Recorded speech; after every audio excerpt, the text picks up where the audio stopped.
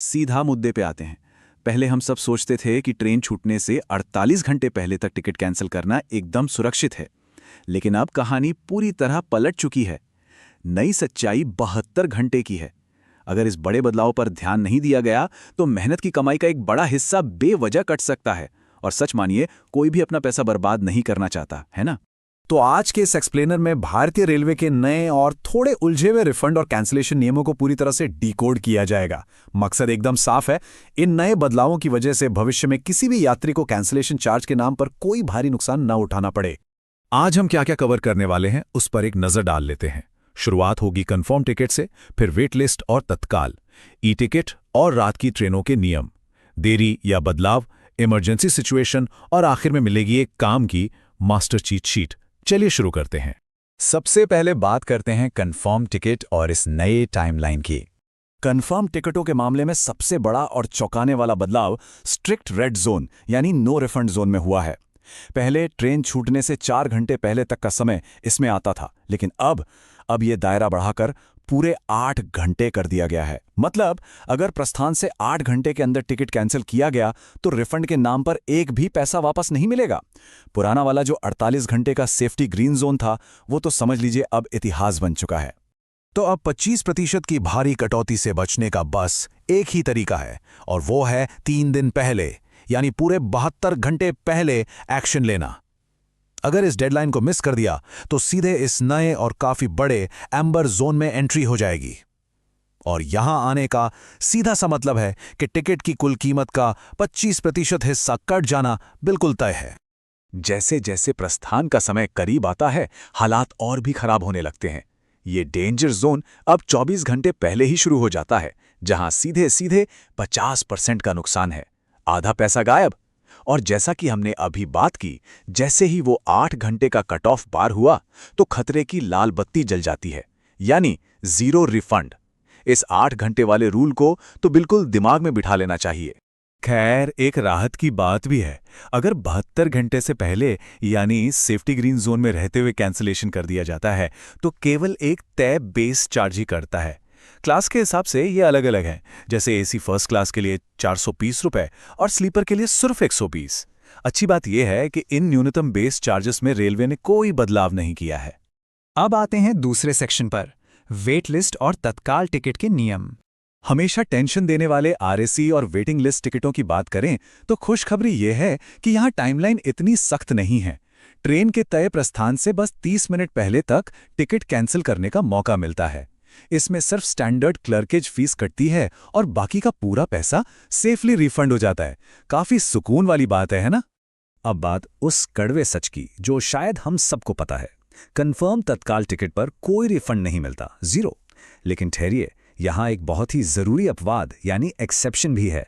ये एक्सेप्शन तब काम आता है जब कोई परिवार एक साथ यात्रा कर रहा हो और उनके टिकट का स्टेटस मिला जुला हो।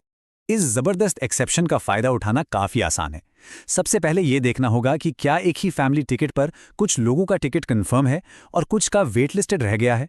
अगर ऐसा है तो ट्रेन छूटने से 30 मिनट पहले पूरा का पूरा ग्रुप टिकट एक साथ कैंसिल किया जा सकता है। ऐसा करने से जो लोग कंफर्म थे उनका पैसा भी डूबने से बच जाएगा। चलिए अब ई टिकट और रात की ट्रेनों के दिलचस्प नियमों की ओर बढ़ते हैं।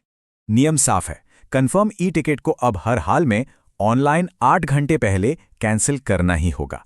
लेकिन अगर ट्रेन रात की है तो अगर ट्रेन शाम 6 बजे से सुबह 6 बजे के बीच छूटने वाली है तो काउंटर से लिए गए टिकटों के लिए एक खास सुविधा है। ऐसे में अगले दिन सुबह जब रिजर्वेशन काउंटर खुलता है उसके पहले 4 घंटे के भीतर वहां जाकर मैनुअल रिफंड क्लेम किया जा सकता है। नेक्स्ट, देरी और टिकट में बदलाव से जुड़े नियम देख लेते हैं। कभी कभी गलती रेलवे की होती है, ट्रेन घंटों लेट हो जाती है या कोई कनेक्टिंग ट्रेन मिस हो जाती है। ऐसी अफरा तफरी वाली स्थिति में सही कदम क्या होना चाहिए, आइए इसे थोड़ा बारीकी से समझते हैं। इस चार्ट के लॉजिक को बिल्कुल साफ रखते हैं। पाथ ए कहता है कि अगर ट्रेन 3 घंटे से ज्यादा लेट है तो बिना 1 रुपया कटे पूरा रिफंड मिलेगा। और पाथ बी कनेक्टिंग ट्रेनों की बात करता है।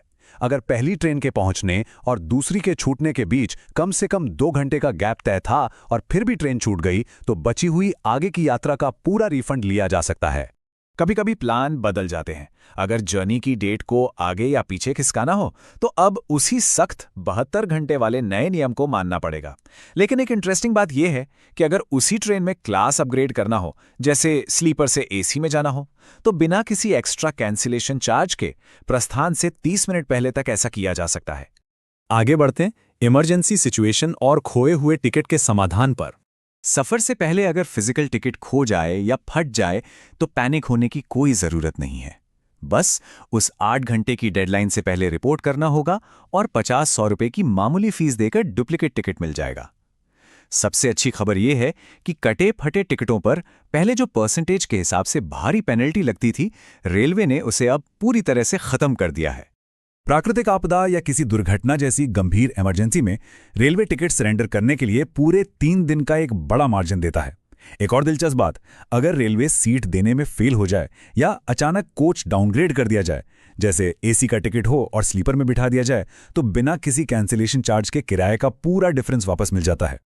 और अंत में जिसका सबको इंतजार था, मास्टर रिफंड चीट शीट।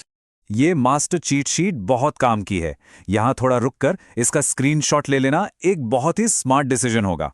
अभी तक हमने जिन भी नए नियमों, टाइमलाइंस और कटौतियों पर बात की है, उन सबका एकदम सटीक और क्रिस्प समरी यहां मौजूद है।